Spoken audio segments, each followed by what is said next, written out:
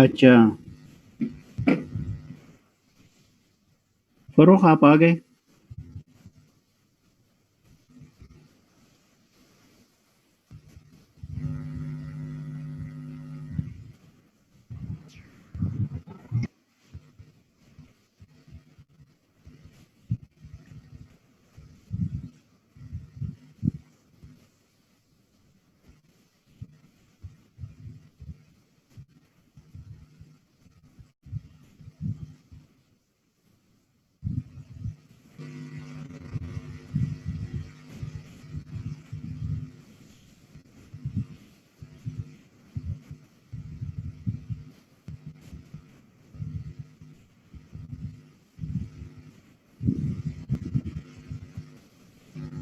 ये कौन है आज भी नहीं बताऊंगा, किसका नाम है ये?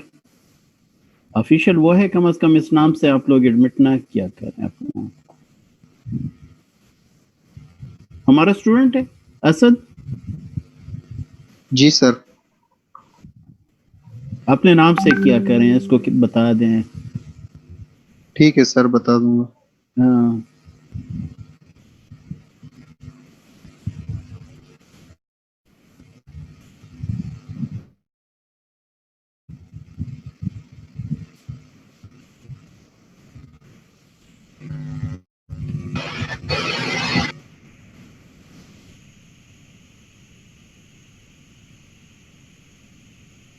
होमवर्क चेक किए थे तो उसमें फरोख का होमवर्क बहुत खूबसूरत था, बहुत अच्छा उसने किया था। फरोख, अगर आप अपने क्लास फेलोज के साथ शेयर कर दें तो ज्यादा बेहतर रहेगा। ओके सर, कर दूंगा। जी।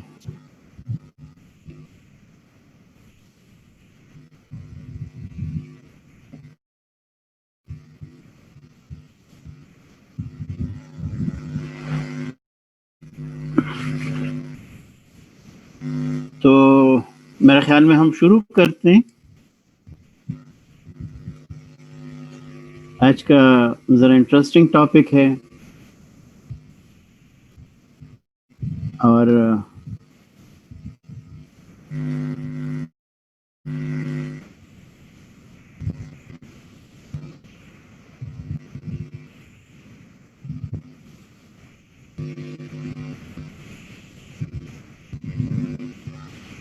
ये हम आज जो हमारा टॉपिक है ये नॉर्मल डिस्ट्रीब्यूशन कर्व है।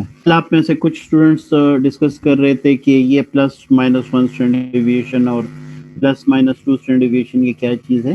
तो ये हमारे पास जो नॉर्मल डिस्ट्रीब्यूशन है उसमें हमारे पास जो हम कहते हैं स्टैंडर्ड डेविएशन, तो वो +1 -1 +2 -2 इसी तरह की होती है, +3 -3 की होती है। जबकि नॉर्मल डिस्ट्रीब्यूशन हमारे पास वो कुछ भी हो सकती है। जैसे अगर आप हाइट के ले लें तो 6 फीट और उसके साथ स्टैंडर्ड डेविएशन कभी 6 इंचेस की हो सकती है, कभी 7 इंचेस की हो सकती है, तो वो डिफरेंट आपके पास हो सकती है। लेकिन जब हम स्टैंडर्डाइज कर देते हैं तो जो स्टैंडर्ड डेविएशन है वो कन्वर्ट हो जाती है 1 2 3 को। ये जो इंसान अल्लाह पाक ने पैदा किया है, तो एक जगह पे कुरान में अल्लाह ताला ने 4 दफ़ा कसम भी खाई है, और किस बात पे खाई है? वो इसी बात पे खाई है कि ये इंसान जो है वो एक बेहतरीन मखलूक है। वत्तीन वज़ैतून वतूर सीनीना वहाज़ल बलदिल अमीन। तो यानी 3 वाले शहर की ये कसम खाई है कि इंसान बेहतरीन मखलूक है। तो अगर आप बाकी बाकी तो जो रिलीजियस पॉइंट ऑफ व्यू से, तो अगर आप देखें तो वो तो जी प्लीज माइक्स बंद कर दें। तो बाकी तो जो रिलीजियस पॉइंट ऑफ व्यू से है तो वो तो कुछ भी आप कह सकते हैं, लेकिन जो हम लोग जो हैं हम इसको मैथमेटिक्स के और एनाटॉमी के ज़रिए से हम देख लें, तो अगर एक एनाटॉमिकल पोजीशन इसको दे दें तो एक परफेक्ट ये एक दायरा बना देता है, बिल्कुल एक परफेक्ट दायरा होता है। इसकी पोजीशन जो है ये शो करती है। एक और पोजीशन में ये एक परफेक्ट स्क्वायर आपके पास नजर आता है, और जो इसके पाँव की पोजीशन है ये नॉर्मल डिस्ट्रीब्यूशन कर्व को शो करता है। ये नॉर्मल डिस्ट्रीब्यूशन कर्व जो है ये एक फ्रेंच साइंटिस्ट ने पहले देखा था, जो कि 1777 से लेकर 1855 तक मौजूद था और उसका नाम था गॉस। तो इस डिस्ट्रीब्यूशन को जो है गॉसियन डिस्ट्रीब्यूशन भी कहते हैं, नॉर्मल कर्व भी कहते हैं और गॉसियन डिस्ट्रीब्यूशन भी कहते हैं। तो परफेक्ट तो बहुत कम हमारे पास डिस्ट्रीब्यूशन जो डेटा सेट्स हैं वो परफेक्ट तो बहुत कम होती हैं, लेकिन जो हमारे पास जो हेल्थ साइंसेज में जितनी भी डिस्ट्रीब्यूशंस आती हैं अक्सर इसी नॉर्मल देख लें तो हाइट में उस दिन भी आपको बता रहा था कि नॉर्मल के करीब करीब बहुत ज्यादा लोग हैं, तो आपका कर्व जो है वो फ्रीक्वेंसी ज्यादा शो करता है, कर्व बहुत ऊपर होता है। और जैसे जैसे आप साइड्स पे चलते जाते हैं, एक साइड पे दूसरी साइड पे ऊपर वाली तरफ पे जिसमें आपकी हाइट ज्यादा होती जाती है, तो आपकी डिस्ट्रीब्यूशन जो है आपके पास फ्रीक्वेंसी जो है वो कम होती जाती है। जैसे आप 5 फीट से अगर 6 फीट की जाएं, 6 फीट से 6.5 फीट की तरफ जाएं, 6.5 फीट से आप 7 फीट की तरफ जाएं, तो 7 फीट पे आपके पास हजारों में कोई एक बंदा होता है, और फिर 7.5 फीट पे आपके पास लाखों में कोई एक बंदा होता है, बहुत कम लोग होते हैं। और इसी तरह अगर आप दूसरी तरफ आ जाएं, कम की साइड पे आ जाएं, तो जो एडल्ट्स हैं उसमें आप 5 फीट से कम की तरफ आ जाएं, 4.5 फीट पे, 4 फीट पे फ्रीक्वेंसी कम से कम होती जाती है। तो ये जो हमारे पास डिस्ट्रीब्यूशन हैं, अक्सर डिस्ट्रीब्यूशन हमारे पास यहाँ पे नॉर्मल डिस्ट्रीब्यूशन को या गॉसियन कर्व को फॉलो करते हैं, तो इसलिए ये हम ज्यादा इसको इंपॉर्टेंस देते हैं। और ये हमारे पास इन्फ्रेंशियल स्टैटिस्टिक्स में, जिसमें हम इन्फ्रेंस निकालते हैं, जिसमें हम एस्टिमेशन करते हैं, हाइपोथेसिस टेस्टिंग करते हैं, तो उस स्टैटिस्टिक्स में भी ये हमारे बहुत काम आती है। तो ये तो इसकी सर चंद। जी जी जी। सर मुझे समझ नहीं आ रही सर, वो डायग्राम क्या चीज़ था सर? ये हेलो। वाला डायग्राम। जी जी। यस सर, ये वाला सर। ये डायग्राम मैंने सिर्फ वो नॉर्मल कर्व के लिए एक तमहीद बांधी थी। ये जो पाँव की पोजीशन है ये आपके पास नॉर्मल कर्व शो करता है। अच्छा अच्छा सर, सही है सर। ठीक है ना? हाँ। फिर ये कहते हैं कि आपकी आपकी जो जो डेटा सेट्स होते हैं वो आपको कुछ भी मीन दे सकते हैं और कुछ भी स्टैंडर्ड डिविएशन दे सकते हैं। तो मीन क्या करता है? मीन आपके जो नॉर्मल कर्व है इसका मिड पॉइंट आपको बताता है। मीन मिड पॉइंट आपको बताता है। जो इसकी स्टैंडर्ड डिविएशन है, ये स्टैंडर्ड डिविएशन जो आपके पास कर्व आता है, इस कर्व की शेप आपको बताता है। तो दो चीजों से ये बनता है। आपका नॉर्मल कर्व जो है मीन और स्टैंडर्ड डिविएशन से बनता है।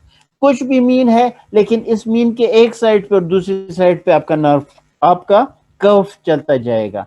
और जो आपके पास जो इसकी शेप है वो जो आपका स्टैंडर्ड डिविएशन है वो स्टैंडर्ड डिविएशन इसकी शेप बनाता है। तो अब स्टैंडर्ड डिविएशन जब बड़ा होगा तो जो आपका डेटा सेट है ये वाइडली डिस्ट्रीब्यूटेड होगा, और जब आपके पास स्टैंडर्ड डिविएशन छोटा होगा तो ये जो आपके पास जो कर्व बनता है ये बड़ा इलांगेटेड छोटा सा बनता है, छोटे जगह पे ये बन जाता है। जैसे मैं इसकी पिक्चर्स बना देता हूं, आपको बताता हूं। ये जो मीन है ये दरमियान में इसका मौजूद है, और ये मीन जो है ये अगर 6 फीट पे आ रहा है तो ये एक जगह पे होगा, 7 फीट पे आ रहा होगा तो ये दूसरी जगह शिफ्ट हो जाएगा, लेकिन इसके साथ पूरा कर्व शिफ्ट हो जाएगा, एक साइड से दूसरी साइड पे चला जाएगा। लेफ्ट हैंड साइड पे जा सकता है अगर हाइट कम है, और राइट हैंड साइड पे जाएगा अगर इसकी आपके पास हाइट ज्यादा है। और जो इसकी शेप है वो शेप स्टैंडर्ड डिविएशन की मदद से बनता है, और जब ये वाइडली डिस्ट्रीब्यूटेड होगा तो स्टैंडर्ड डिविएशन बड़ा होगा, स्टैंडर्ड डिविएशन छोटा होगा तो ये जो है एक जगह पे नैरो हो जाता है।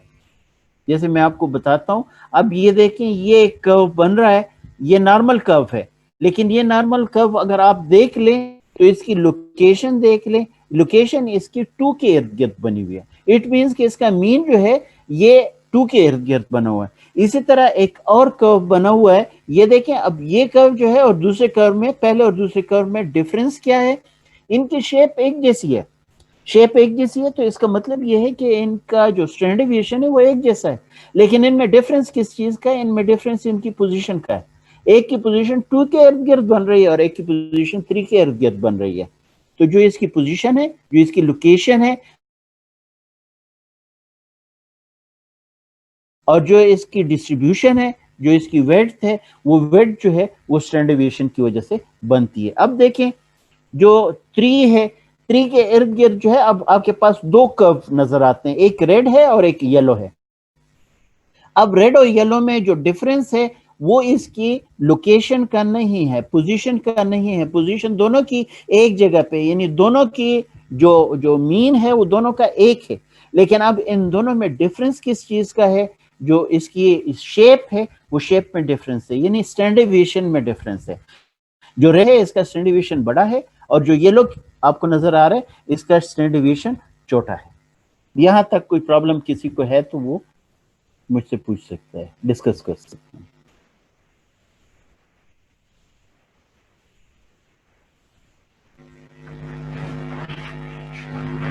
जी आगे जाएं, कोई अभी यस सर, मुश्किल चीज अभी नहीं आई है, ठीक है, क्लियर है सर। ठीक है जी, ठीक है, वेरी गुड। अब जो आपके पास जो इसकी शेप बनती है तो मुख्तलिफ किस्म की शेप्स बन रही हैं। देखें ये आपके पास इस शेप को जो है हम कर्टोसिस कहते हैं। अब ये शेप जो है जिसमें डिस्ट्रीब्यूशन छोटी से छोटी है, इसको देखें, ये पहला वाला जो आपको, इसको लिप्टोकर्टिक कहते हैं, इसमें डिस्ट्रीब्यूशन छोटी है। जो दूसरा है जिसमें फैलाव बहुत ज्यादा है, ये प्लेटिकर्टिक कहलाती है। और इनके दरमियान में अगर आपके पास कोई आ रहा है तो उसको मीजोकर्टिक कहते हैं। तो लिप्टोकर्टिक है, इसमें लिप्टोकर्टिक में स्टैंडर्ड डेविएशन जो है वो छोटा होगा या बड़ा होगा, या प्लेटिकर्टिक में? लिप्टोकर्टिक और प्लेटिकर्टिक में स्टैंडर्ड डेविएशन का क्या होगा? सर प्लेटी वाले में ज्यादा होगा। प्लेटिकर्टिक में ज्यादा होगा सर। प्लेटिकर्टिक में, वेरी गुड जी, प्लेटिकर्टिक में आपका जो स्टैंडर्ड डेविएशन है वो बड़ा होगा, ज्यादा होगा, क्योंकि इसमें जो डिस्पर्शन है वो ज्यादा है। जो लिप्टोकर्टिक है, लिप्टोकर्टिक में आपका स्टैंडर्ड डेविएशन छोटा होगा, इसमें फैलाव कम है, ठीक है। ये वही आपके पास 52 के इर्द गिर्द दो बन रही हैं, दो स्टैंडर्ड डेविएशंस हैं।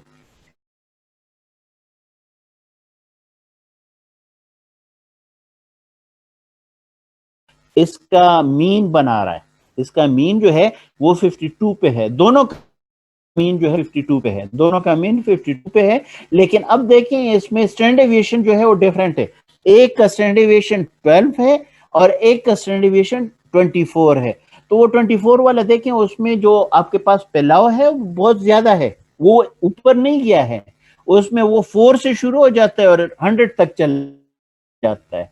और जो दूसरा वाला है जिसमें स्टैंडर्ड डेविएशन 24 है और आ रहा है, इसमें ये 6 से शुरू हो रहा है, 88 तक जा रहा है, ये ऊपर तक जा रहा है।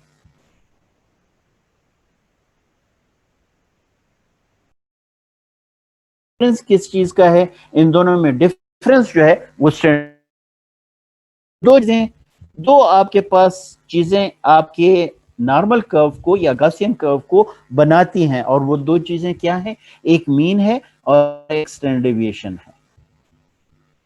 सर ये हाइट किस चीज?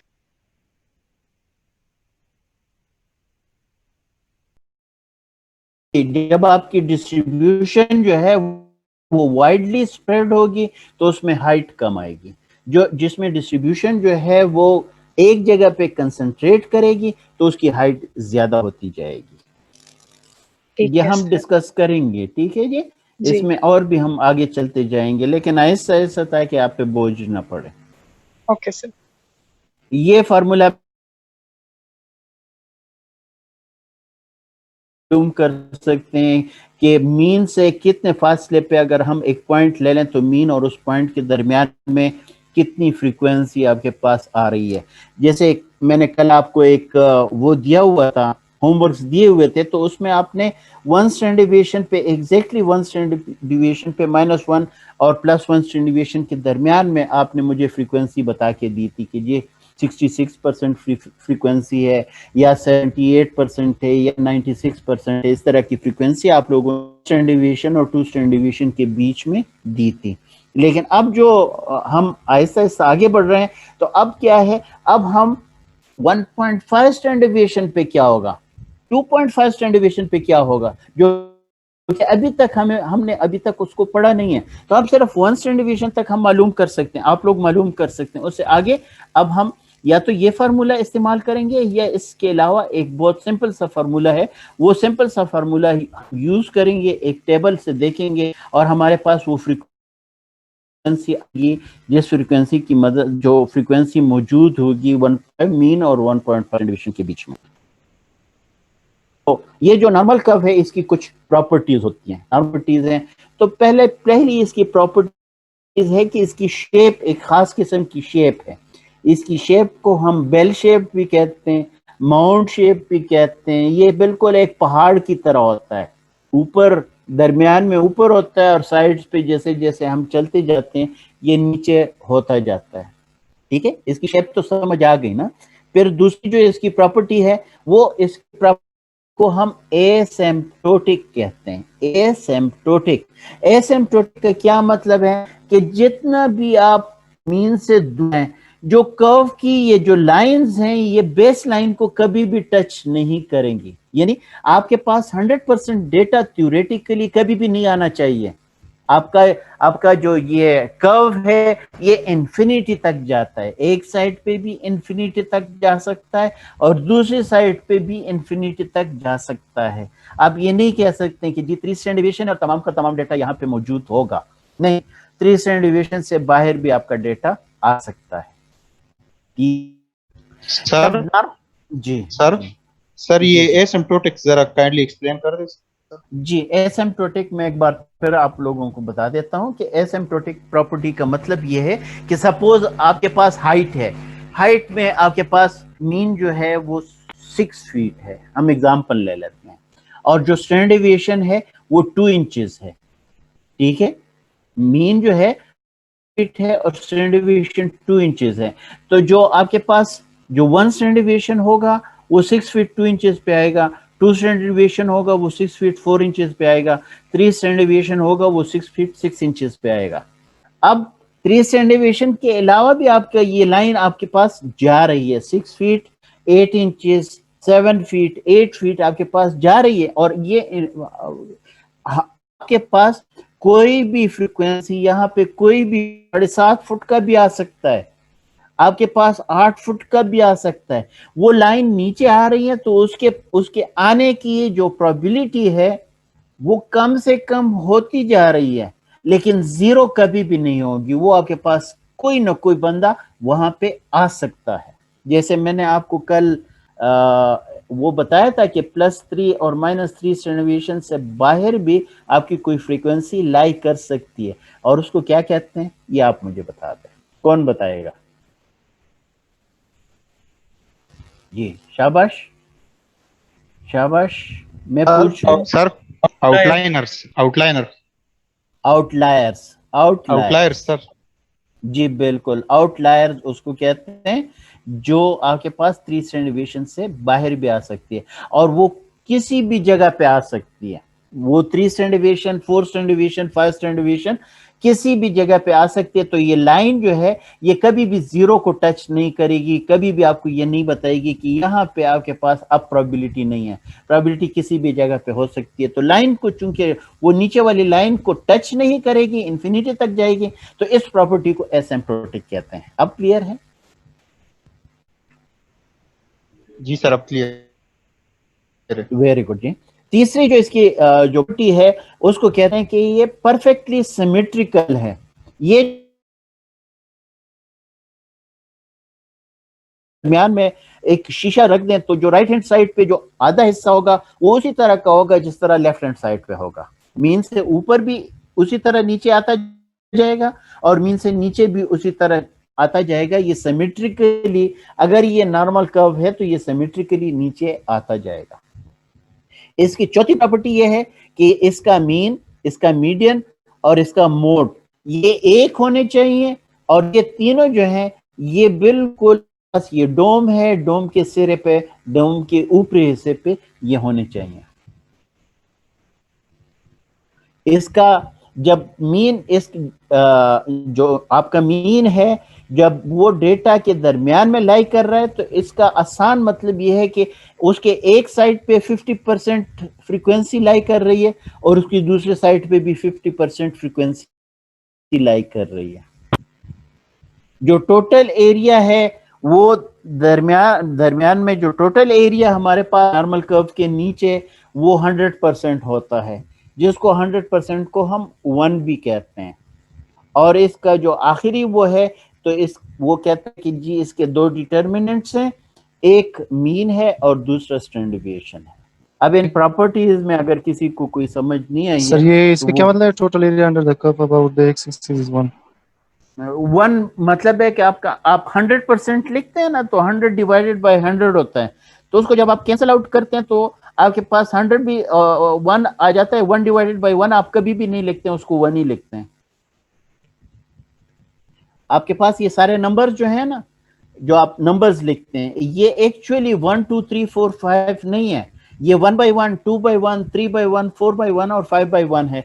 तो जो 1 by 1 है, इट मींस कि 100% प्रोबेबिलिटी में 1 जो है वो टोटल हो। तो टोटल जो आपके पास फ्रीक्वेंसीज हैं ये नॉर्मल कर्व के नीचे आएंगी, 100% नॉर्मल कर्व के नीचे आएंगी। तो ये आपके पास 1 होता है। क्लियर हो गया? जी सर। आगे जाएं। जी सर। जी,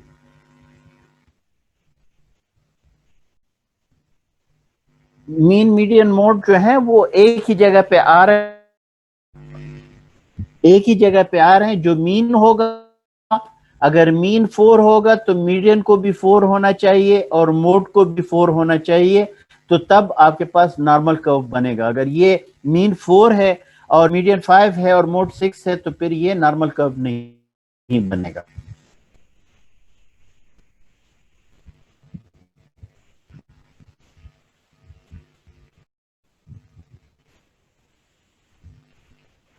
यहां पे अब जो कल आप लोग बात कर रहे थे कि जी 1 स्टैंडर्ड डेविएशन और 2 स्टैंडर्ड डेविएशन और 3 स्टैंडर्ड डेविएशन,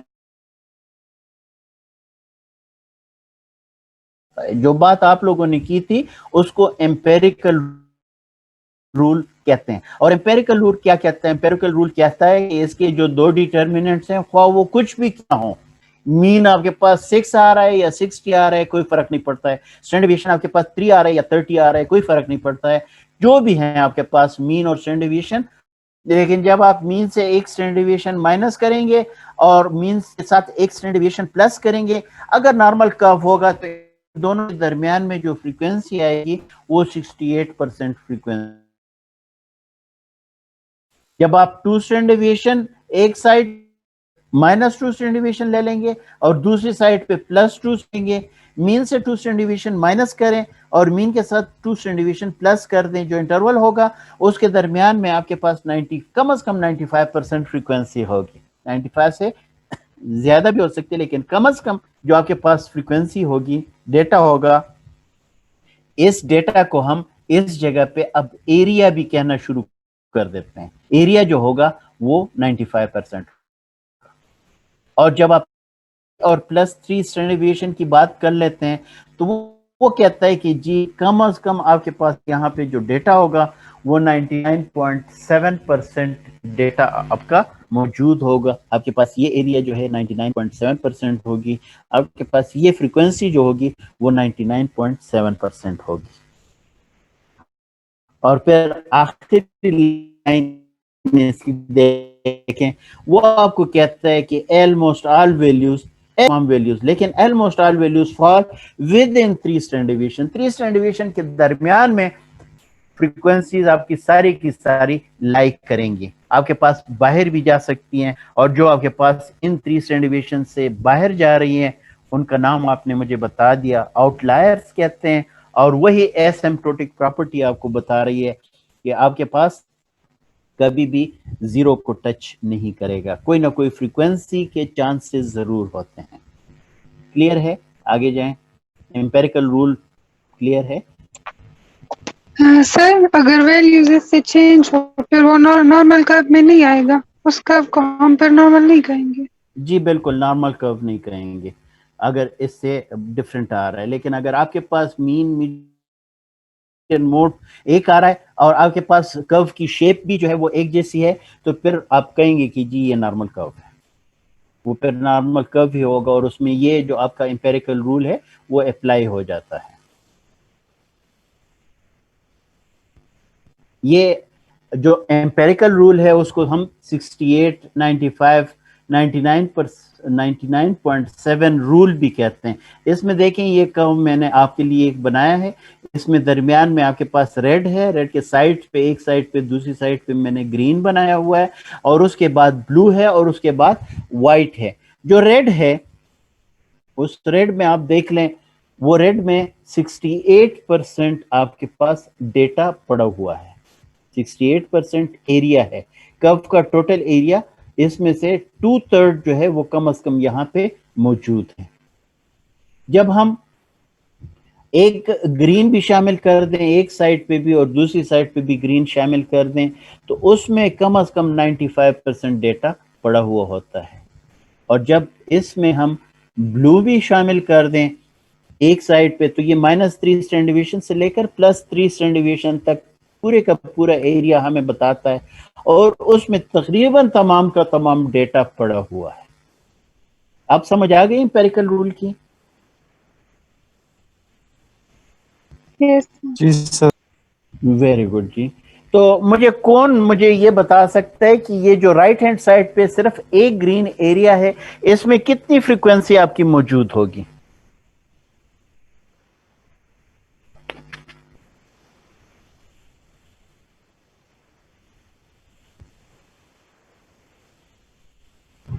सर 47.5। सिर्फ एक ग्रीन में?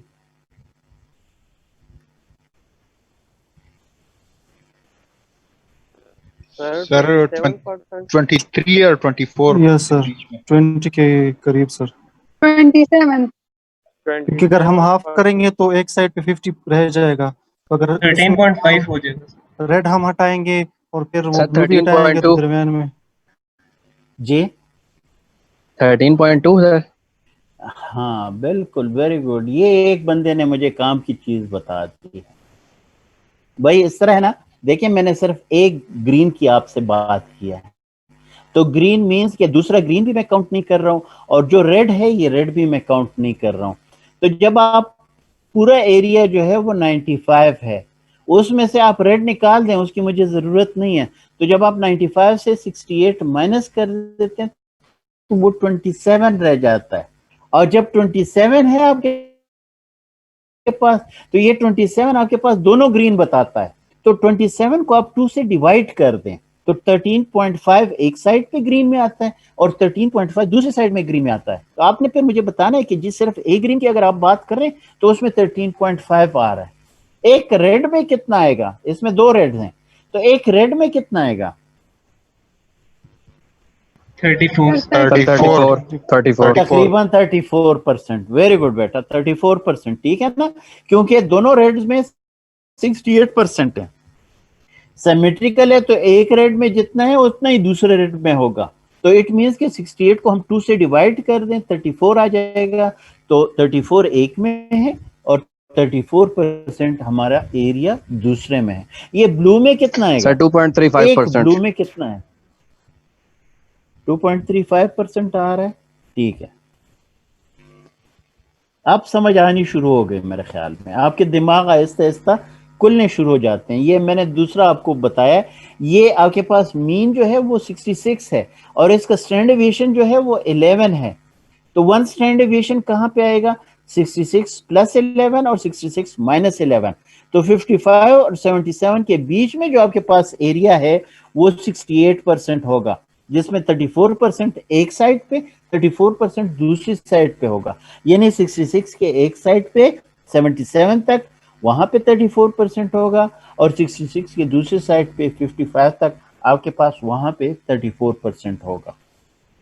44 से लेकर 88 तक हमारे पास 2 स्टैंडर्ड डेविएशन का फासला है, -2 स्टैंडर्ड डेविएशन। जब मीन से हम -22 करते हैं तो वो 44 आ जाएगा, और +2 standard deviation right hand side पे आएगा, 66 के साथ 22 प्लस कर दें तो 88 आएगा।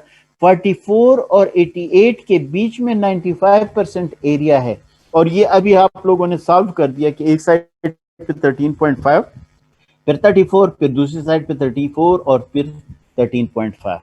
तो ये अगर आप सारे प्लस कर दें तो ये आपके पास 95% एरिया आता है। और फिर इससे आगे चले जाएं तो 99.7% टोटल एरिया आता है, जिसमें एक साइड पे आपके पास 2.35% और दूसरी साइड पे 2.35%। ये 2.35% जो है वो -3 स्टैंडर्ड डिवीएशन और -2 स्टैंडर्ड डिवीएशन के बीच में है। 13.5 जो है ये 2 और 1 स्टैंडर्ड डिवीएशन के बीच में है, और जो आपके पास 34 है ये मीन और 1 स्टैंडर्ड डिवीएशन के बीच में है। तो अब मैं क्वेश्चन इस तरह भी कर सकता हूं कि 88 से ज्यादा की तरफ कितना एरिया आपके पास आता है, 88 से बाहर कितना एरिया आपके पास आता है। तो आप 2.35 और 1.15 आप प्लस कर देंगे तो वो एरिया आपके पास 2 स्टैंडर्ड डिवीएशन से बाहर आता है, और वो है आपके पास 2.5%। इसी तरह मैं क्वेश्चन ये भी कर सकता हूं कि 1 + 1 स्टैंडर्ड डिवीएशन से बाहर कितना एरिया आपके पास आता है।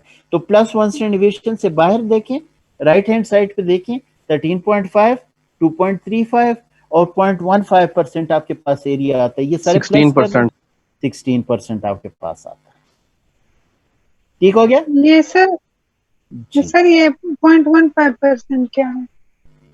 ये आपके पास 3 डिवीएशन से बाहर आ रहा है। ये आउटलायर्स है सर। ये आउटलायर्स है ना आपके पास। 99.7% आपके पास एरिया जो है वो -3 और +3 स्टैंडर्ड डिवीएशन के बीच में है, 99.7। तो 0.3% आपके पास उससे बाहर एरिया आ सकता है, जिसमें आधा एक साइड पे आधा दूसरी साइड पे। तो 0.3 को आप 2 से डिवाइड करते हैं, 0.15% एक साइड पे और 0.15% दूसरी साइड पे। ये सबको क्लियर, ये डायग्राम सबको क्लियर होना चाहिए। ये क्लियर नहीं है तो प्रॉब्लम है। आप जब तक इसको क्लियर ना करें मुझे आगे जाने ना दें। लेकिन मेरे ख्याल में इसमें कोई चीज नहीं है, अगर आपका दिमाग बिल्कुल फ्रेश है तो बिल्कुल ये क्लियर है, कोई चीज इसमें मुश्किल नहीं है कोई चीज मुश्किल?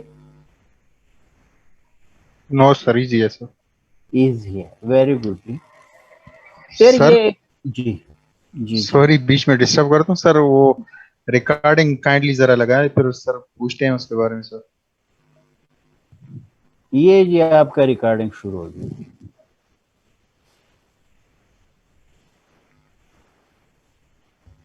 थोड़ी सी ये रियल डेटा जो है, रियल डेटा में आपका क्या होगा, ठीक है ना। तो मैंने आपको कल कहा था कि ये दो चीजें अगर आपके पास होंगी, मीन और स्टैंडर्ड डिवीएशन आपके पास होगा, तो आप अपने रियल डेटा, अगर आपका रियल डेटा नॉर्मली डिस्ट्रीब्यूटेड है तो उसके बारे में आप बड़ी आसानी से एस्टिमेशन कर सकते हैं। तो अभी हम रियल डेटा भी देखते हैं और हम अपनी एस्टिमेशन भी करेंगे, ठीक है। तो ये जो डेटा है ये 120 रनर्स का है, और 120 रनर्स का जो मीन वेट है, एवरेज वेट उनका है वो 127.8 है, ठीक है। और जो उसका स्टैंडर्ड डिवीएशन उन लोगों का है वो 15.5, हम पाउंड्स कर देते हैं, पाउंड्स है। तो 127.8 और 15.5 पाउंड। मुझे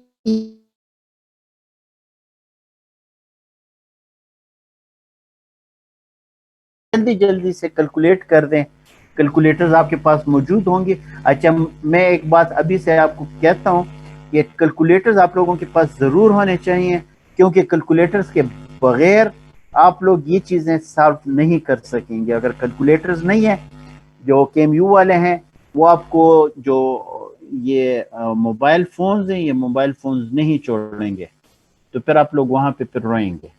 अभी कैलकुलेटर्स ले लें और सारे कैलकुलेटर्स पे जो जो जितनी भी सम्स हैं, हम यहाँ पे जो एग्जांपल्स हम करेंगे वो सारे आप लोग कैलकुलेटर्स ही पे करें।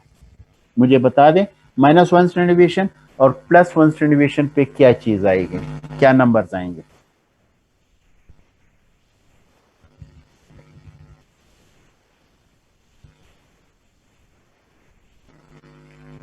112.3. जी वेरी गुड।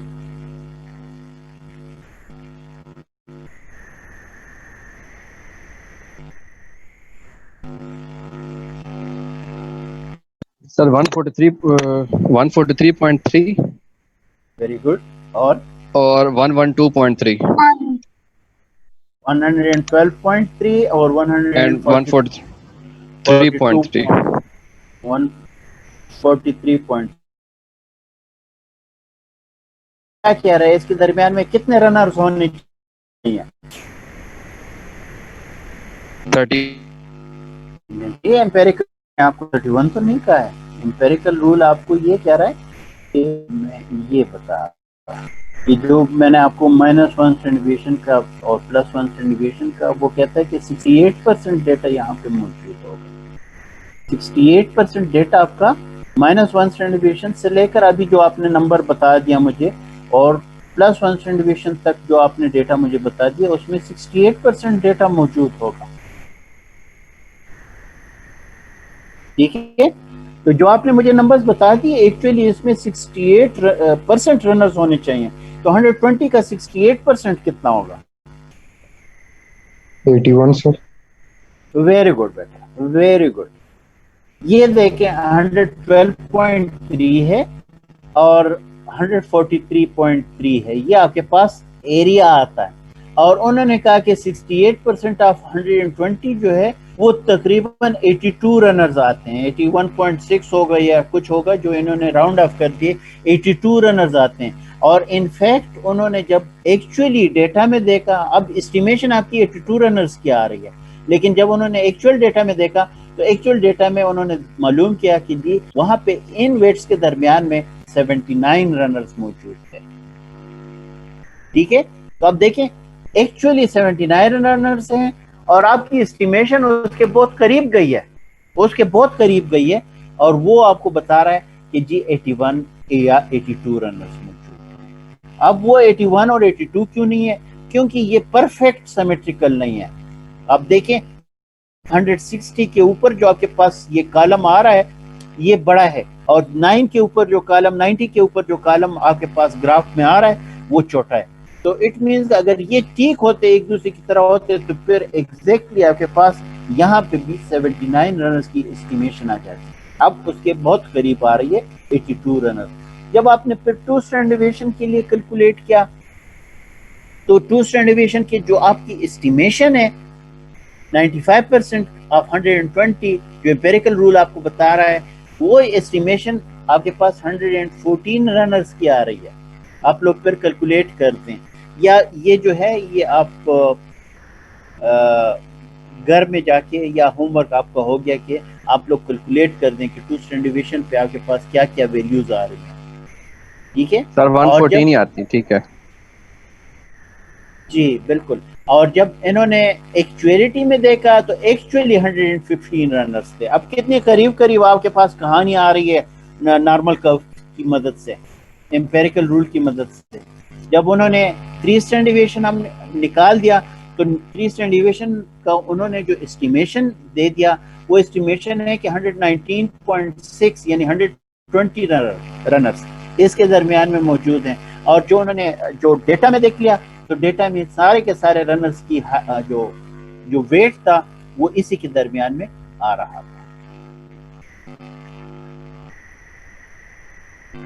सर जी सर, ये जो हम 1 स्टैंडर्ड डिविएशन 2 स्टैंडर्ड डिविएशन को जो वैल्यू दी गई है 68, 95 या 97, 99.7, सर ये कैसे दी गई है? सर ये कोई और वैल्यू नहीं हो सकती इसके अलावा? नहीं, ये एम्पेरिकल रूल, आपको एक रूल दिया जा रहा है।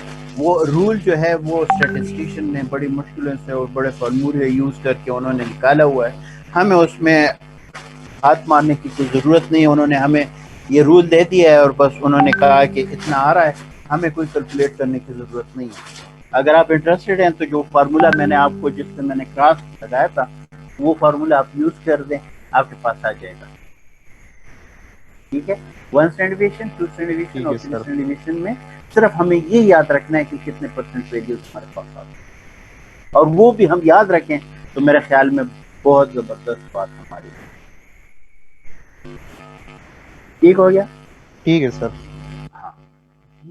ये एक एग्जाम हो रहा है। सपोज सेट स्कोर रफली follow a normal distribution in the US population of college bound students with range restricted to 200 to 800। ये 200 to 800 मार्क्स वो लोग लेते हैं और एवरेज जो उनका आता है, एवरेज सेट वो 500 आता है उनका, और उसका जो स्टैंडर्ड डेविएशन है वो 50 है। अब वो आपसे पूछ रहा है कि what percentage of students will have score between 450 और 550। कितने जो स्टूडेंट्स हैं उनका स्कोर जो होगा, उनके मार्क्स जो होंगे वो 450 और 550 के बीच में होंगे।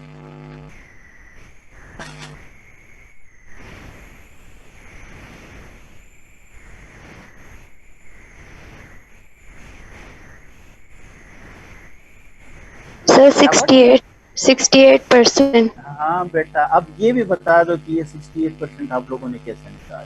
सर 1 स्टैंडर्ड डेविएशन के साथ जब मीन को प्लस और माइनस किया है तो 550 और 450 के बीच में 68% आ रहे हैं। वेरी गुड जी, वेरी गुड। इन्होंने क्या किया, बाकी सारे स्टूडेंट सुन ले कि इन्होंने 500 के साथ 50 प्लस किया यानी 1 स्टैंडर्ड डेविएशन, और 50 माइनस किया यानी 1 स्टैंडर्ड डेविएशन पे, तो 450 और 550 इनके पास आता है। और फिर उन्होंने आराम से बाकी कुछ नहीं देखा, वो एम्पेरिकल रूल यहाँ पे यूज कर दिया कि जी 450 550 एम्पेरिकल रूल कह रहा है कि 68% स्टूडेंट्स होंगे, तो बस इन्होंने मुझे सही जवाब दे दिया, 68% स्टूडेंट्स मौजूद होंगे। ये जो 400 है और 600 है ये 2 स्टैंडर्ड डेविएशन के पास लेते हैं। स्टैंडर्ड डेविएशन 50 है तो 2 स्टैंडर्ड डेविएशन 2 मल्टीप्लाई बाय 50 100 होगा, तो 500 के साथ 100 प्लस कर दें और उससे 100 माइनस कर दें तो 400 और 600 हो जाएगा। इसी तरह 350 और 650 जो है वो 3 मल्टीप्लाई बाय 50 150 माइनस कर दें, 350 प्लस कर दें तो 650 हो जाएगा। और इसके दरमियान में आपके पास 68%, 95% और 99.7% स्टूडेंट मौजूद होंगे। और कौन बता रहा है आपको? सिंपल सी बात है, हमें एम्पेरिकल रूल बता रहा है।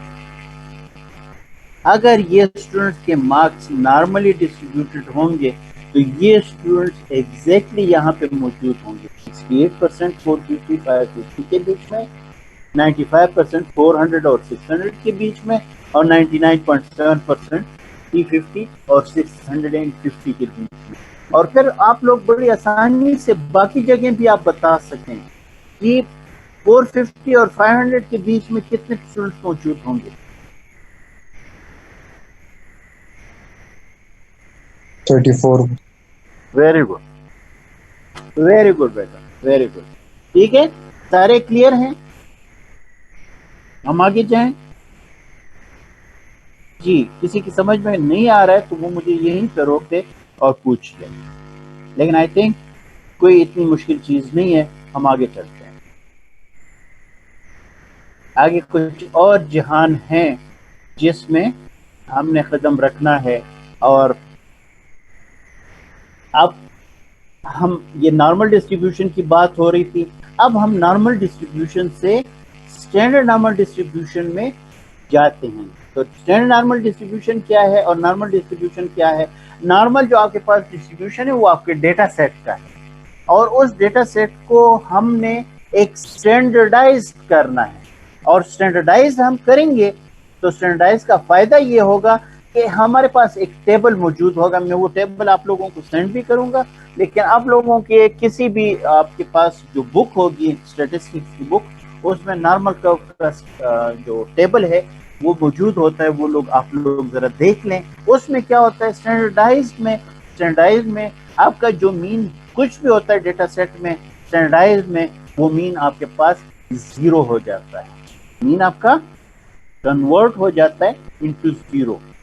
और फिर जो ये प्रोबेबिलिटीज होती हैं, जो आपके पास एरिया होता है, वो आपके पास 1.5 पे भी आप मालूम कर सकते हैं, 1.5 1 स्टैंडर्ड डेविएशन पे भी मालूम कर सकते हैं, और 1.5 2 स्टैंडर्ड डेविएशन पे भी मालूम कर सकते हैं। कम से कम हम 600 प्लेसेस पे हम विद इन 3 स्टैंडर्ड डेविएशन हम मालूम कर सकते हैं। ये तो अभी तक हमने सिर्फ 3 जगहों पे हम मालूम कर रहे हैं, हम देख रहे हैं, लेकिन अब 600 जगहों पे हम मालूम कर सकते हैं। और उनमें बताता हूँ आपको कि कैसे करेंगे। लेकिन पहले स्टैंडर्ड नॉर्मल कर्व।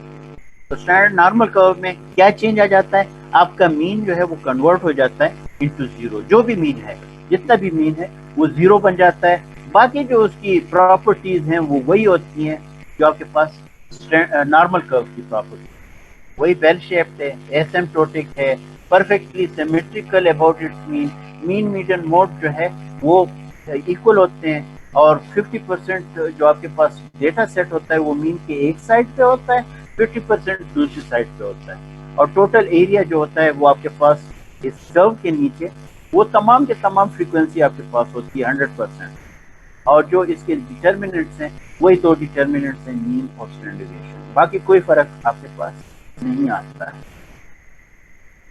अब नॉर्मल कर्व को हम स्टैंडर्ड नॉर्मल कर्व में कैसे कन्वर्ट करेंगे, तो ये एक फार्मूला है हमारे पास, और ये फार्मूला आपको दे रहा है, क्या है देखें, z is equal to x minus mu divide by sigma. इसमें क्या क्या चीजें आपको मालूम है कि ये आपके पास मौजूद है, क्या चीजें हैं।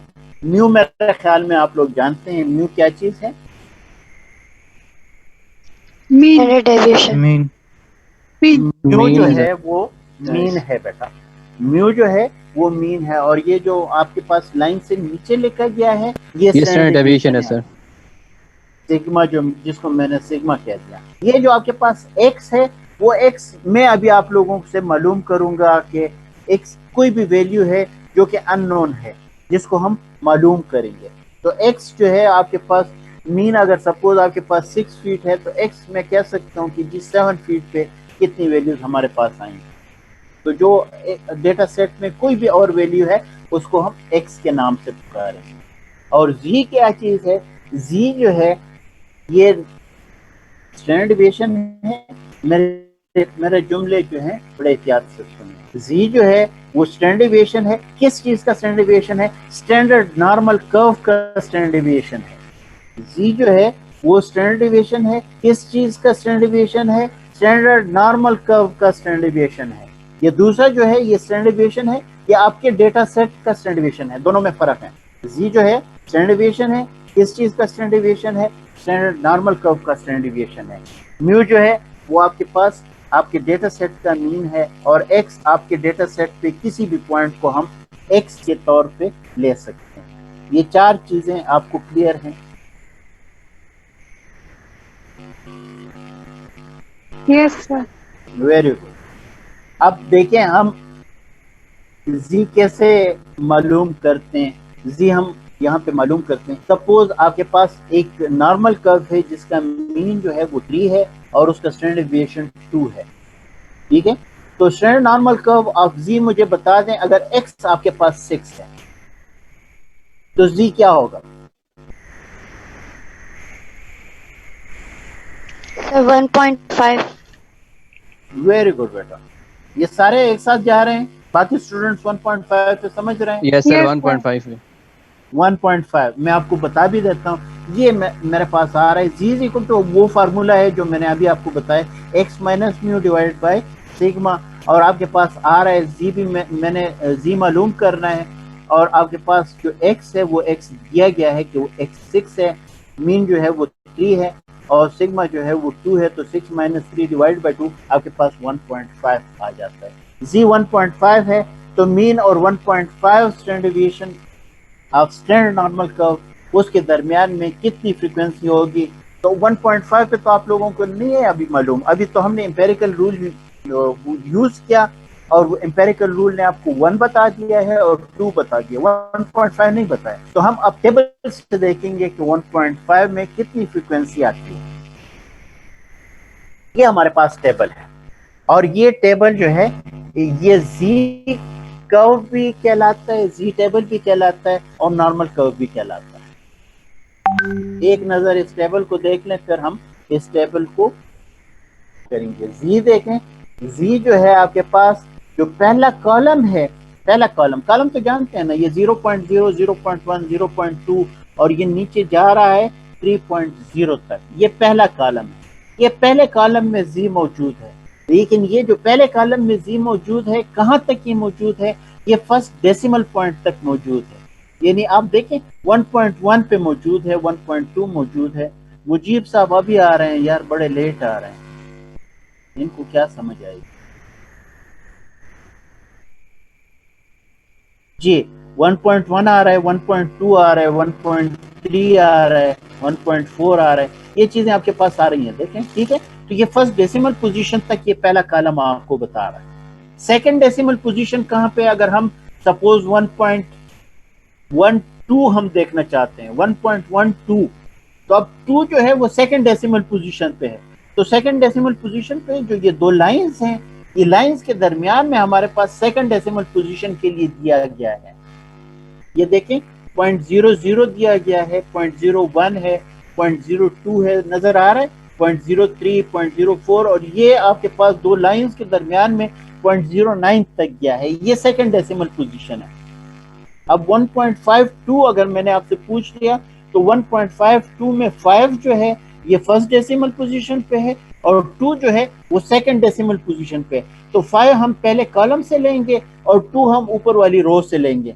तो आप देखें 1.52 पे आपके पास कितनी फ्रीक्वेंसी आती है सर 4350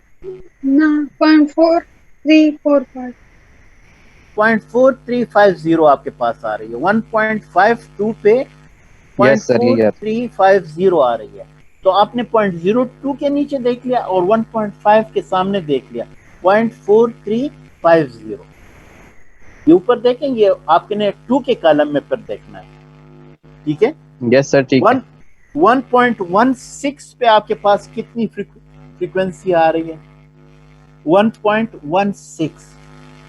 तो आप 1.1 जो है वो लेफ्ट हैंड साइड पे कॉलम से देख लें और 0.06 के नीचे देख लें। 1.16 पे आपके पास क्या आ रहा है, 0.4452 नहीं जी, 1.16 0.3770 सर 0.3770 0.3770 क्लियर है। 1.96 पे आपके पास कितनी फ्रीक्वेंसी आ रही है,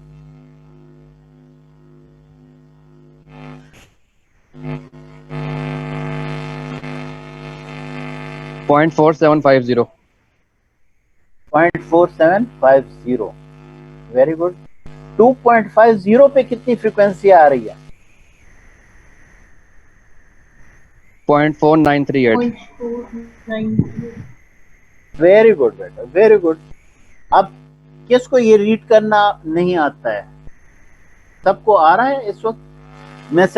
मैं अभी बाकी टेबल आपको नहीं बता रहा हूँ, लेकिन मैं आपको जी बता दूं तो जी से आप लोगों को टेबल रीड करना आ जाए। वो इसमें जो खौफनाक ये नंबर्स लिखे गए हैं, वो नंबर्स आपके पास फिर आपको खौफजदा ना कर रहा हूँ। 1.65 पे आपके पास कितनी फ्रीक्वेंसी आ रही है,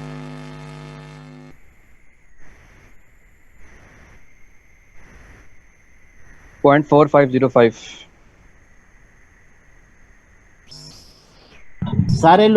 सारे लोग एग्री हैं, जो डिसएग्री है वो मुझे बता दें। सर कौन से के सामने सर, 1.65 के सामने।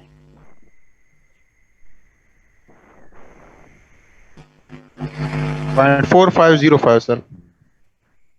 वेरी Yes, गुड, तो सारे एग्री हैं, ठीक है।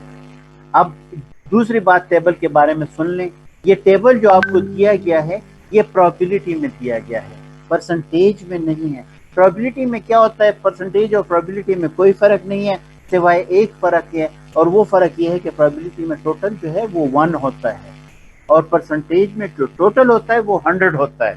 तो अगर हम आधा ले लें, ठीक है ना, आधा हिस्सा ले लें, 1/2 ले लें हम, तो परसेंटेज में हम कहेंगे कि जी 50% और प्रोबेबिलिटी में हम कहेंगे 0.5 1 का आधा हिस्सा होता है और 50 जो है वो 100 का आधा हिस्सा होता है। तो ये जो सारा टेबल है ये 0.5 वाले चीज में दिया गया है, जिसको हम प्रोबेबिलिटी कहते हैं। तो टेबल जो है ये प्रोबेबिलिटी में गिवन है। अब अगर हम प्रोबेबिलिटी को परसेंटेज में कन्वर्ट करना चाहते हैं तो जो आपका डेसिमल है प्रोबेबिलिटी, ये प्रोबेबिलिटी में गिवन है, ये डेसिमल जो है ये 2 स्टेप्स जो है राइट हैंड साइड पे मूव कर दें। सपोज मैं आपसे कह दूं कि जी 0.3 पे आपके पास 0.30 पे आपके पास कितनी फ्रीक्वेंसी आपके पास आ रही है, तो ये प्रोबेबिलिटी में आ रही है 0.1179। सर नजर आ रही है? 11.79 जी 0.1179। हम परसेंटेज में कहेंगे 11.79। आपका डेसिमल जो है 2 स्टेप्स राइट हैंड साइड पे आ गया है 11.79। क्लियर है? 1 पे आपके पास क्या आ रहा है? 1 पे देखें आपके पास 0.3413 आ रहा है, ये प्रोबेबिलिटी में आ रहा है। परसेंटेज में मैं क्या कहूंगा? परसेंटेज में मैं कहूंगा कि जी 34.13%। Very good. 34 का तो अभी आपने सुना था ना, 34 कुछ आपने सुना था, कोई चीजें आ रही थी, क्या आ रहा था, कितनी फ्रीक्वेंसी? ये फ्रीक्वेंसी कहाँ पे मौजूद थी 34%? फर्स्ट उसमें स्टैंडर्ड डिविएशन का जो वो है। जी टू बिल्कुल, मीन और 1 स्टैंडर्ड डिविएशन के बीच में मैं आप लोगों को बता रहा था कि 34% आपके पास फ्रीक्वेंसीज या एरिया मौजूद है। ये टेबल आपको बता रहा है कि जी एग्जैक्टली 34% नहीं है, थोड़ा सा ज्यादा है। कितना ज्यादा है? 34.13% है। अब क्लियर हो गया? मीन और 1 स्टैंडर्ड डिविएशन के बीच में आपके पास 34.13% एरिया है, 34% नहीं है, थोड़ा सा ज्यादा है। ठीक है, ये 2 चीजें हो गई कि ये टेबल जो है इसमें जी कहाँ पे मौजूद है, वो पहले कॉलम में और पहले रो में मौजूद है। और दूसरी चीज मैंने आपको क्या बताई, वो ये बताई कि ये जो टेबल है ये प्रोबेबिलिटी में गिवन है, और इसका अगर आप परसेंटेज मालूम करना चाहें तो ये जो डेसिमल है, डेसिमल राइट हैंड साइड पे 2 स्टेप्स ले जाएं।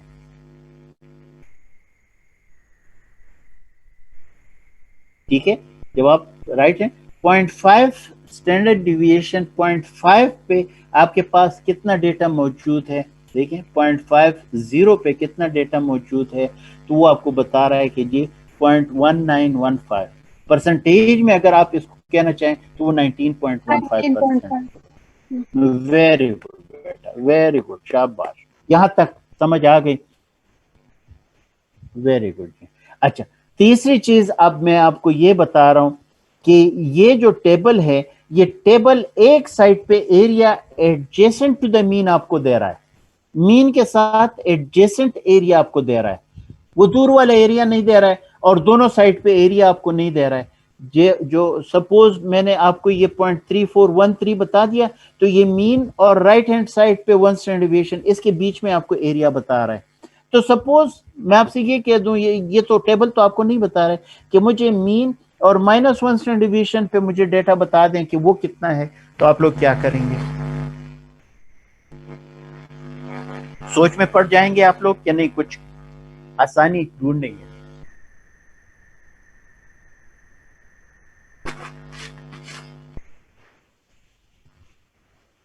बेटा मैंने स्टार्ट में आपको जो नॉर्मल कर्व है इसकी एक प्रॉपर्टी मैंने आपको बताई थी कि ये जो है सिमेट्रिकल है। सिमेट्रिकल मींस के राइट हैंड साइड पे जैसे नीचे उतरता है उसी तरह लेफ्ट हैंड साइड पे भी ये नीचे उतरता है। तो जो आपके पास मीन और +1 स्टैंडर्ड डिविएशन के बीच में जितना एरिया आपके पास आ रहा है, उतना एरिया मीन और -1 स्टैंडर्ड डिविएशन के बीच में आ रहा है।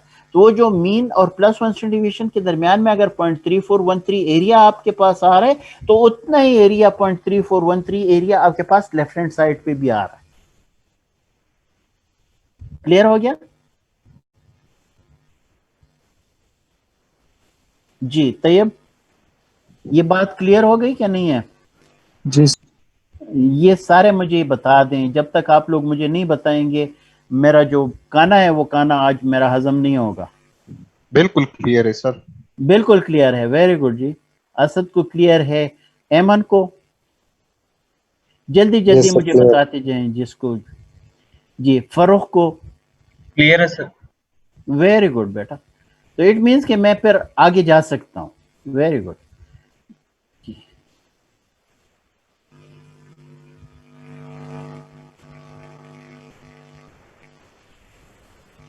अच्छा सर ये जो टेबल है सर, ये वैसे सपोजिशन है या ये मतलब ये ऐसे ही होता है सर? पता नहीं, ये स्टैटिस्टिक्स वालों ने बड़ी हिम्मत की है और उन्होंने ये बनाया हुआ है। अगर आपके पास जो डेटा सेट है वो नॉर्मली डिस्ट्रीब्यूटेड है तो वो उसमें इतना ही डेटा मौजूद होगा। उन्होंने कैलकुलेशंस बाकायदा किए हैं, बड़े बड़े कंप्यूटर्स उन्होंने यूज़ किए हैं, और हमें इसी पे अभी आप लोगों को इसी पे यकीन करना चाहिए। अच्छा जी सर, ठीक है। ठीक है सर जी सॉरी सर पीछे पीछे जी स्लाइड जी पे सर जी दोबारा जी जाएं सर। जी जी ये टेबल है, मैं दूर हाँ नहीं गया सर, जी। इसमें लिखा है हाँ 3, अगर हम करेंगे 3.09 पे सर, तो ये एंड पे आ रहा है 0.4990, जी और अगर हम 0.49 100 के साथ मल्टीप्लाई करेंगे तो 49% हो जाएगा। तो ये हमने 40 कहा था कि थर्ड 49 उस पे, पॉइंट जी बिल्कुल हाँ 49.9% हो जाएगा। 3 पॉइंट तो 99.7% नहीं था हमारे साथ थर्ड स्टैंडर्ड डिविएशन पे। हाँ हाँ बेटा, वो ये एक साइड पे आपको बता रहा है ना, दूसरी साइड पे अच्छा इसके साथ 0.499 आप प्लस कर दें तो फिर आप -3 से प्लस -3.09 से प्लस 3.09 तक आप चले जाएंगे। ठीक है, सही है और सर। आप देख लें कि 3 स्टैंडर्ड डिवीजन पे एग्जैक्टली हमारे पास कितना एरिया हमारे पास मौजूद है। तो उसके लिए आपने क्या करना है, 0.4987 जो बताया गया है ना, ये 0.4987 एक साइड पे है, 0.4987 दूसरी साइड पे है। तो ये कितना एरिया आपके पास बनता है, ये एरिया आपके पास +3 और -3 स्टैंडर्ड डिवीजन के बीच में आएगा। Okay sir. ठीक हो गया जी। तो ये हमने ये चीजें डिस्कस की कि टेबल जो है वो प्रोबेबिलिटीज में है, परसेंटेज में नहीं है। परसेंटेज में आप कन्वर्ट कर सकते हैं। The area given is adjacent to the mean, mean के साथ एडजेसेंट एरिया आपको बताया जा रहा है। तो दूर के लिए, हाँ ये बड़ा इंपॉर्टेंट है ये जी, अगर आपके पास मीन और उसके साथ एडजेसेंट 1 स्टैंडर्ड डिवीजन पे आपके पास 0.3413 एरिया है, तो बाहर आपके पास कितना एरिया मौजूद होगा राइट हैंड साइड पे, इससे राइट हैंड साइड पे कितना एरिया मौजूद होगा आप लोग ड्रा करें फिर मुझे बता दें।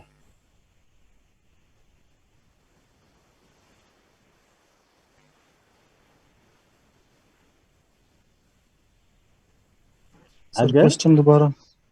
मीन और 1 स्टैंडर्ड डिवीजन के बीच में ये टेबल आपको बता रहा है कि 34.13% एरिया मौजूद है, तो आप मुझे बता सकते हैं कि +1 स्टैंडर्ड डिवीजन से ऊपर की तरफ कितना एरिया मौजूद है आपके पास, कितनी फ्रीक्वेंसीज आएंगी।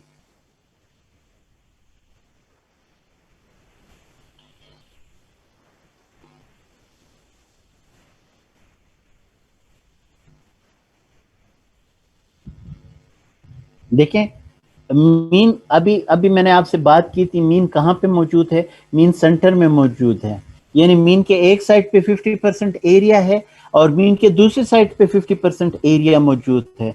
तो अगर मैं मीन से 1 स्टैंडर्ड डिवीजन तक चले जाऊं और वहां पे देखूं तो ये 34% एरिया अगर मौजूद है, तो 1 स्टैंडर्ड डिवीजन से बाहर जो एरिया मालूम करना है आप लोगों को, तो वो 50 से आप ये जो 34 है ये माइनस कर दें।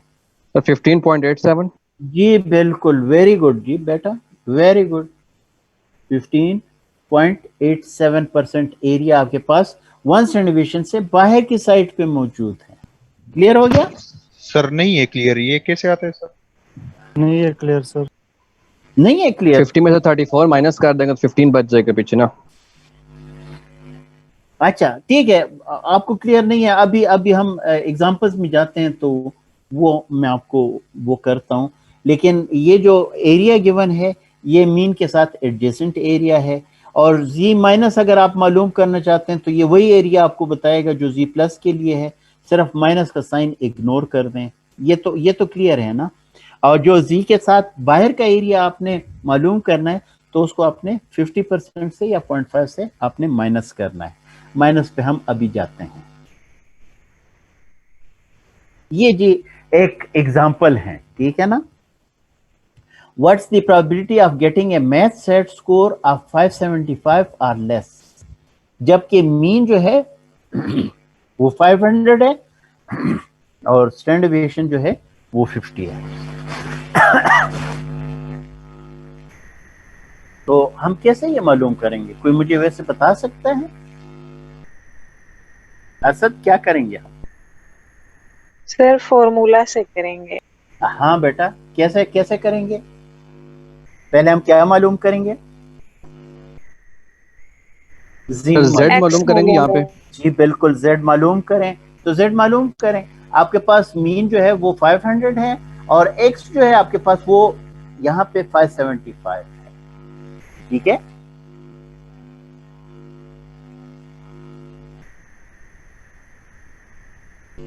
सर 1.5 1.5 75 डिवाइड बाय 50 1.5 1.5 आ रहा है। Very good. तो 1.5 पे अब हमने देखना है 1.5 पे आपके पास कितनी फ्रिक्वेंसी आती है? सर 0.4332।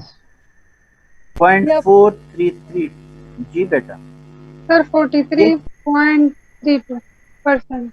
अगर परसेंटेज की हम बात करें तो बिल्कुल ठीक है, 43.32%। ठीक है, ये 43.32% एरिया कहाँ पे मौजूद है? ये फ्रीक्वेंसी कहाँ पे मौजूद है, मुझे बता सकते हैं आप? ये कहाँ पे है? ये 500 और 575 के बीच में है। ठीक है ना? और क्वेश्चन अब आपसे क्या है? क्वेश्चन ये है कि 575 और लेस, 575 और लेस की बात हो रही है। इट मींस कि जिसने 499 मार्क्स लिए हैं वो भी मुझे बताना है, जिसने 400 मार्क्स लिए हैं वो भी मुझे बताना है। तो 500 और 575 के दरमियान में तो हमें पता चल गया कि जी वहां पे 43% लोग हैं, लेकिन ये 500 से कम हमारे पास कितना एरिया है, ये कोई बता सकता है? इधर कितने स्टूडेंट्स होंगे?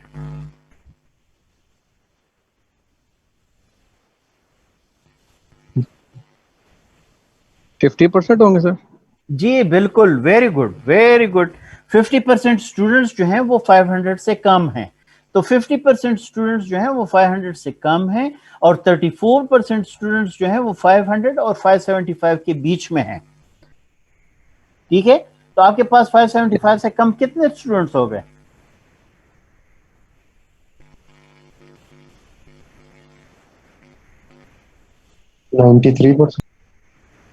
Very good, sir 84। बिल्कुल जी बिल्कुल।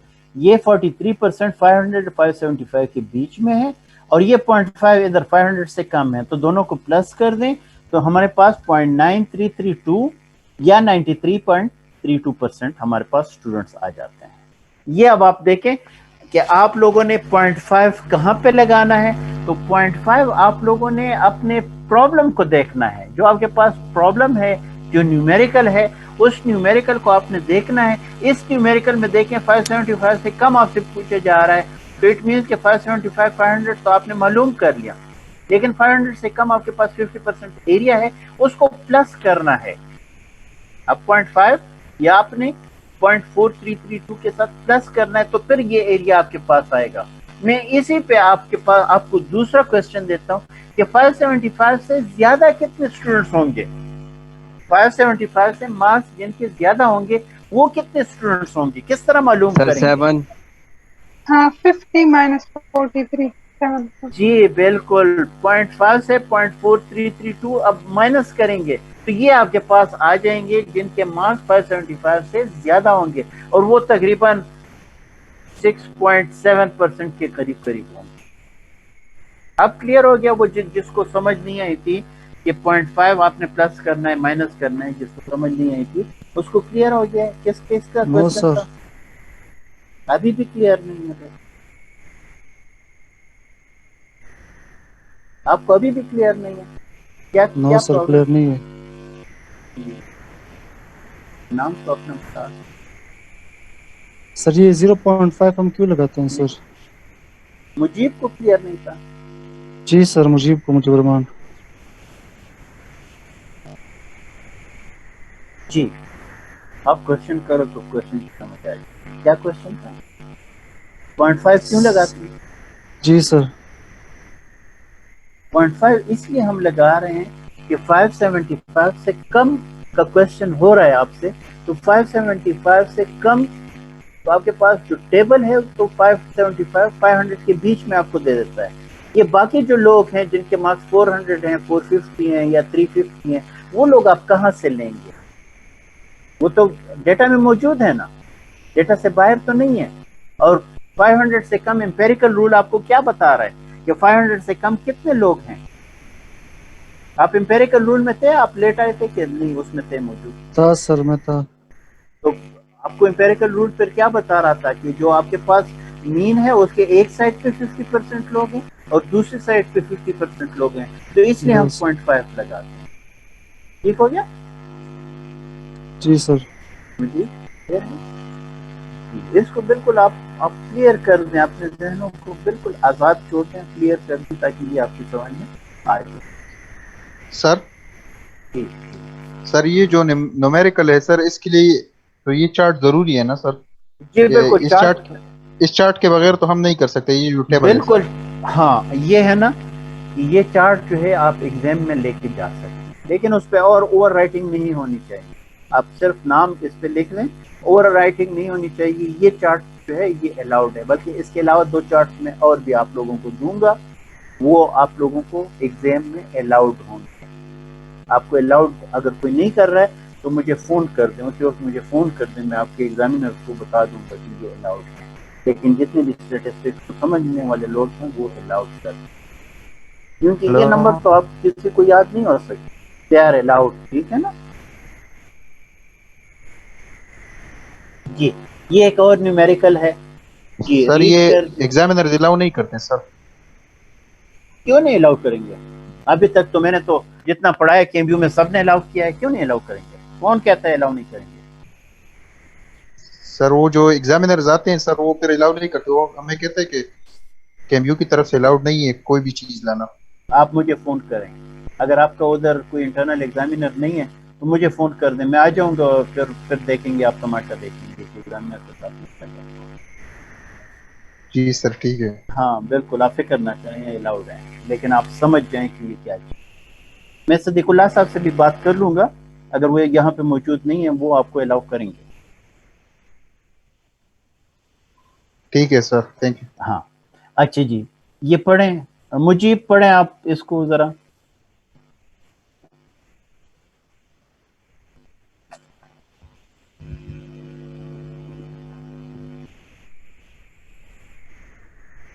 माइक खोल दें।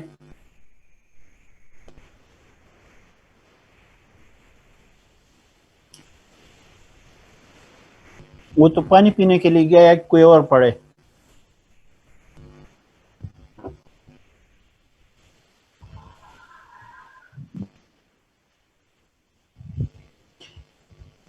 Suppose the scores in a test have a normal distribution with mean 70 and a standard deviation equal to 5. Assume the student needs to get at least 60 in the test to pass the course. What percent of the students who take the test are able to pass the course? जी solve करें। 95%। नहीं बेटा, एहतियात करें, solve करें इसको आराम से।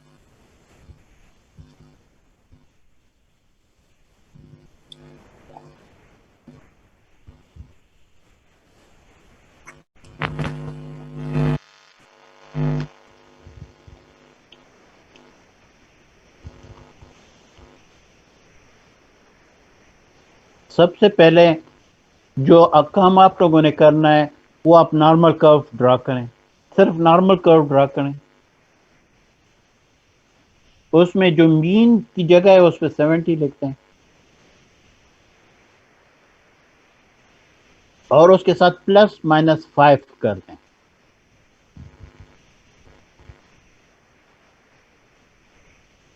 ठीक है, और जो लेफ्ट हैंड साइड पे अब 60 जो है वो 70 से कम है, छोटा है, तो आप लेफ्ट हैंड साइड पे आप 60 की जगह पे एक लाइन खींच दें ऊपर से नीचे।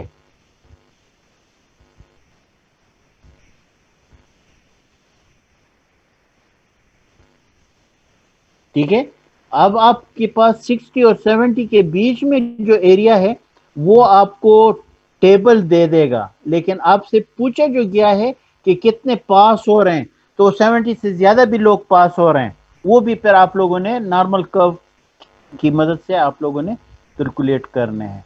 एम्पेरिकल रूल आपको बताएगा कि 70 से ज्यादा 50% लोग हैं और 70 से कम 50% लोग होंगे।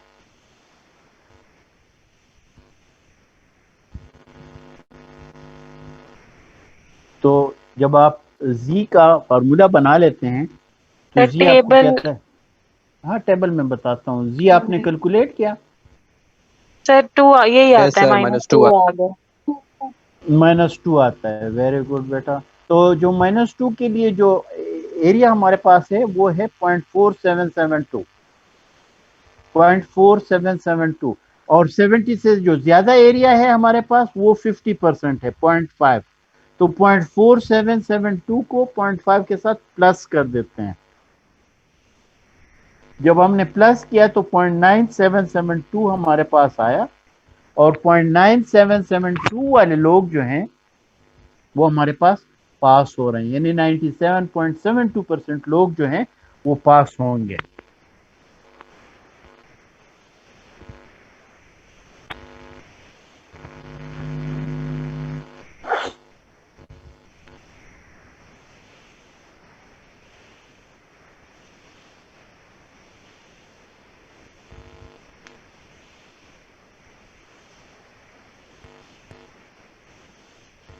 जी ये नेक्स्ट पार्ट है इसका, इसकी समझ आ गई? इसमें कोई प्रॉब्लम तो नहीं है? मेरा ख्याल में अब तो आसान हो गया। मुझे अब आपको समझ आ गई कि नहीं? Yes sir. Very good. जी बेटा ये सॉल्व करें।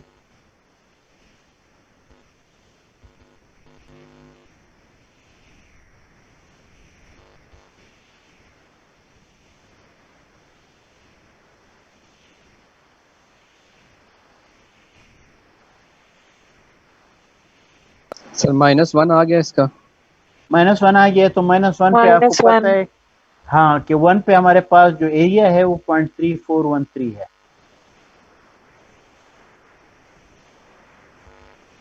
0.3413, और 0.5 जो है उनके मार्क्स 70 से ज्यादा हैं, वो लोग भी पास हो रहे हैं। सर जी ये टेबल में सर, ये अगर +1 आ जाए या -1 आ जाए, टेबल में एक ही इसका मतलब है सर, एक ही लेंगे? हाँ, अगर -1 आ रहा है तो लेफ्ट हैंड साइड पे आप -1 लिखेंगे और उससे एरिया मालूम करेंगे। अगर +1 आ रहा है तो मीन के राइट हैंड साइड पे आप लिखेंगे। अब देखें ये -1 आ रहा है तो इससे लेफ्ट हैंड साइड पे -2 आएगा और बिल्कुल आखिर में -3 आएगा, और दरमियान में आपके पास जो है ये जो मीन की लाइन है यहाँ पे 0 आएगा। नहीं ठीक है ना? सर, मैं टेबल की बात कर रहा हूँ सर। अगर ये 1 है ना सर, तो टेबल से वैल्यू हम 1 की लेंगे ना, अगर वो जी -1 बिल्कुल है या बिल्कुल बिल्कुल, जी वो तो मैंने आपको बता दिया था कि -1 है या +1 है, आप माइनस का साइन इग्नोर कर। जी सर ठीक। जी अब जरा जरा मुश्किल क्वेश्चन है।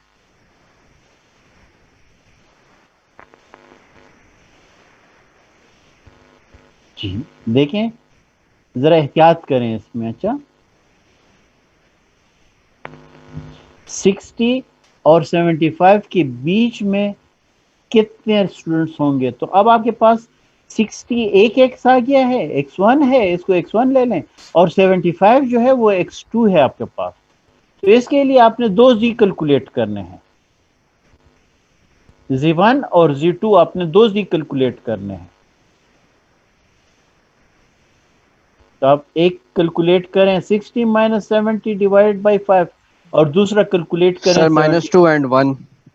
वेरी गुड बेटा, -2 एंड +1। तो माइनस मीन और -2 के बीच में कितना एरिया आ रहा है वो? अच्छा टेबल आप लोगों के पास नहीं है तो हम टेबल की तरफ चले जाते हैं, मैं आपको बता देता हूँ। ये टेबल है,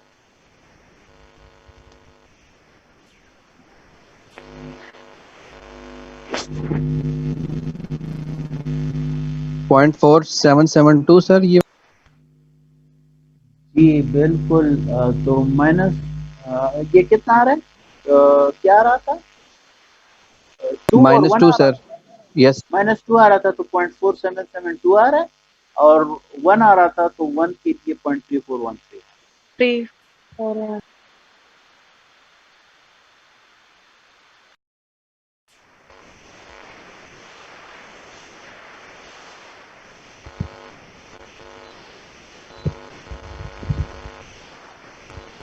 जी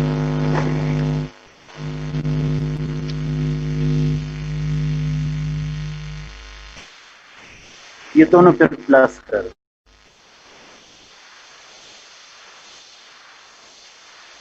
ठीक है। 0.47, 81.8, वेरी गुड बेटा, 81.85%, 81.85%. Very good. या अगर प्रोबेबिलिटी में मैंने पूछा है तो फिर आप 0.818 0.818. Very good.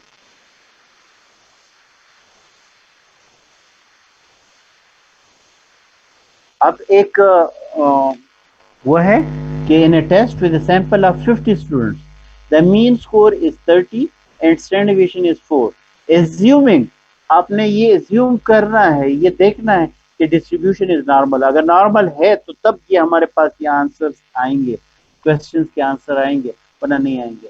ये डेटा अपने साथ डेटा लेके कि टोटल स्टूडेंट्स जो हैं वो 50 हैं और उसका मीन जो है वो 30 है और स्टैंडर्ड डेविएशन लिखने 4 है। फिर ये क्वेश्चन हमने आंसर करने। What percentage of the students fall between mean and score of 38? Mean और 38 के बीच में कितने स्टूडेंट्स होंगे?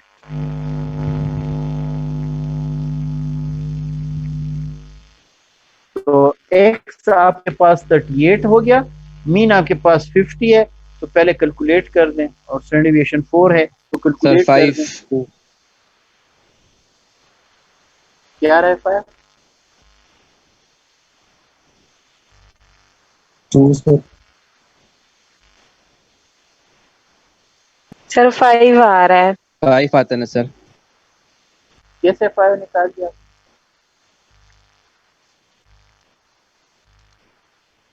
Sir, 50 minus 30 divided by 4. 50 minus 30 divide by 4 क्यों किया? मीन स्कोर तो 30 है, मीन स्कोर तो 30 है और एक्स आपके पास 38 है और स्टैंडर्ड 3 आ रहा है, स्टैंडर्ड डेविएशन 4 है। 3 आ रहा है सर। नहीं 2 आते हैं सर। 2 आता है हाँ, सर.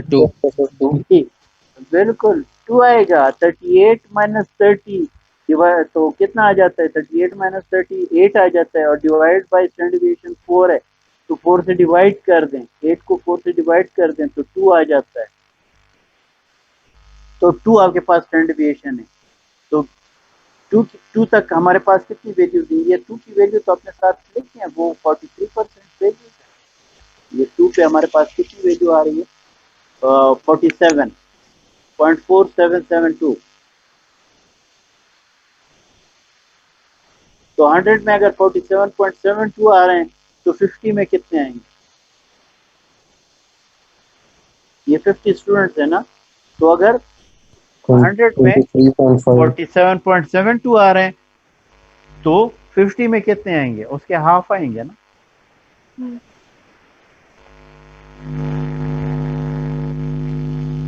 Sir, 52.28. नहीं नहीं 23.86 47.72 को 2 से डिवाइड कर दो। सर 43 पॉइंट नहीं सॉरी 23.8 23.5. 23.5 तो ये तकरीबन 24 स्टूडेंट्स होंगे जो कि इसके दरमियान में लाई करेंगे।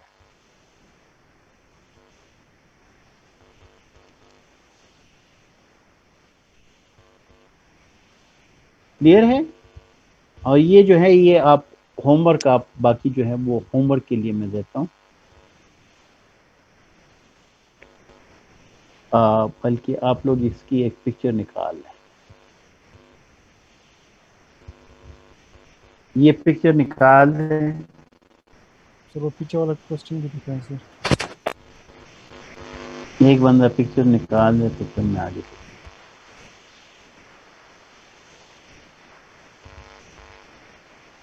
हो गया? Yes, sir.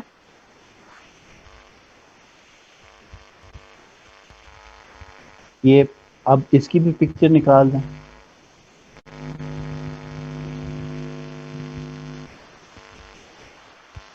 और जो इसका क्वेश्चन है वो क्वेश्चन भी मैं आपको बता देता हूँ। ये क्वेश्चन की भी पिक्चर निकाल दें। ये आपका पहला क्वेश्चन हो गया।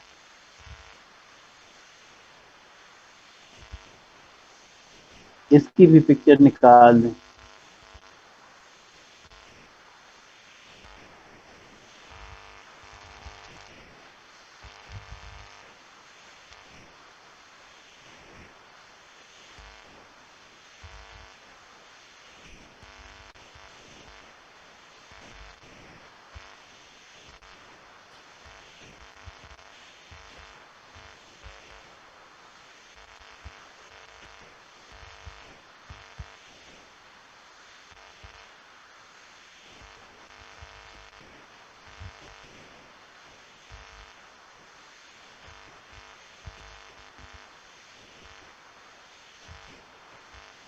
ये दूसरा क्वेश्चन हो गया।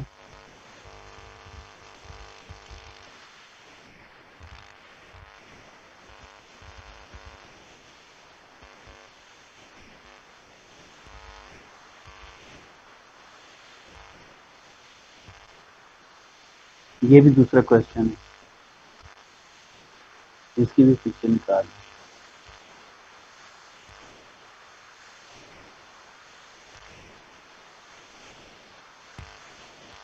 ये तीसरा क्वेश्चन हो गया। 3 क्वेश्चन काफी हैं।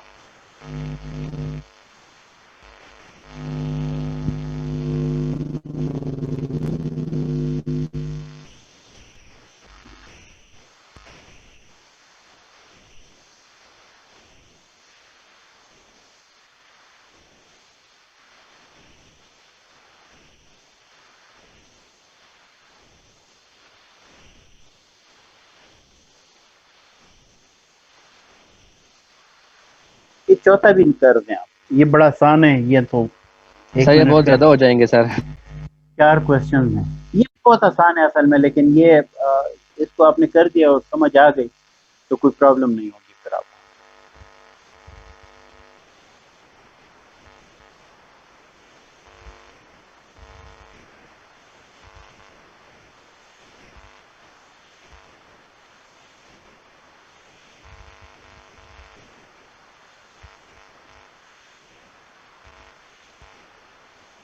बस इसी जगह पे हम ख़त्म कर लेते हैं, ठीक है जी।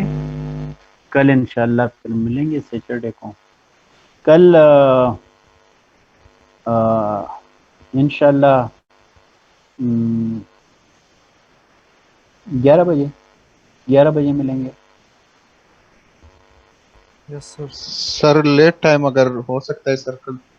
नहीं सर ठीक है, लेट टाइम क्या करना है? नो सर 11 ठीक है। बस सही है। 11 ठीक है सर। ठीक है, 11 फिर मिलेंगे। ठीक। सर आप संडे को भी क्लास लेंगे? नहीं, संडे को मैं क्लास नहीं लूँगा। संडे को मेरा कुछ काम है। एक संडे तो मेरा ख्याल में छुट्टी होगी। Yes sir. जी सर बिल्कुल छुट्टी है संडे को। हाँ, एक संडे को छुट्टी होती है, तो वो तो खराब नहीं करूँगा मैं। तो सर ये असाइनमेंट मंडे को जमा कर दें ये वाली? आप संडे को भेज दें मेरे ख्याल में। जैसे संडे को बना दे, मंडे को भेज देंगे इंशाल्लाह। ठीक है सर। Thank you sir. जी सर ये क्लास अगर सेकंड टाइम हो सकती है कल सर, काइंडली सर। सुबह के टाइम सर कोई काम है सर मेरा और एमल का सर। फिर सही है सर, फिर लेट टाइम मिलेंगे सेकंड टाइम पे। आप बिल्कुल अपने देखें, आपके सारे क्लास फेलोज इस वक्त मौजूद हैं, तो अगर सिर्फ कल की बात हो रही है तो ठीक है। कल फिर अगर आपके क्लास फेलोज एग्री करते हैं तो 2:30 बजे ले लेंगे। सही है सर। ठीक है सर ले लें फिर, अगर इनका काम है तो खैर है सर। ठीक है, ओके जी। कल इंशाल्लाह फिर 2:30 बजे इंशाल्लाह। थैंक यू इंशाल्लाह सर। ओके जी, खुदा हाफिज़। अस्सलाम वालेकुम।